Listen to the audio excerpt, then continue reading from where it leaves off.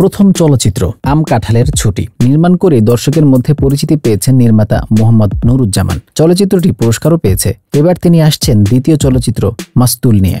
You রেডিং এ সনদ পেয়েছে সিনেমাটি। ইউ রেডিং পাওয়া সিনেমা সব বয়সী দর্শকরাই দেখতে পারবেন। একটি তেলবাহী জাহাজের কর্মচারীর গল্প নিয়ে নির্মিত হয়েছে সিনেমাটি। পরিচালকের পাশাপাশি গল্প ও চিত্রনাট্য লিখেছেন মোহাম্মদ নুরুজ্জামান নিজেই। সিনেমাটির প্রেক্ষাপট নিয়ে নুরুজ্জামান বলেন, আমার বেড়ে ওঠা নারায়ণগঞ্জের বন্দর এলাকায়। ছোট থেকে জাহাজিদের জীবনের নানা কর্মকাণ্ড দেখে আসছি।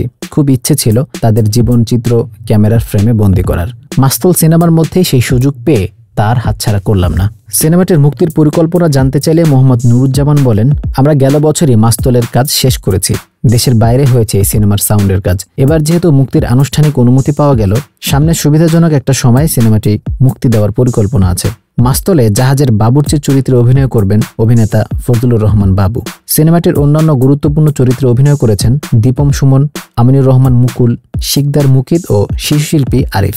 2023 সালের 18 আগস্ট প্রেক্ষাগৃহে মুক্তি পায় নুরুজ্জামানের প্রথম চলচ্চিত্র আম কাঁঠালের ছুটি। সিনেমাটি মেরিল প্রথম আলো পুরস্কার 2023-এ সমালোচকের ক্যাটাগরিতে সেরা চলচ্চিত্র, সেরা পরিচালক ও সেরা অভিনেতা 3টি পুরস্কার জিতে নেয়।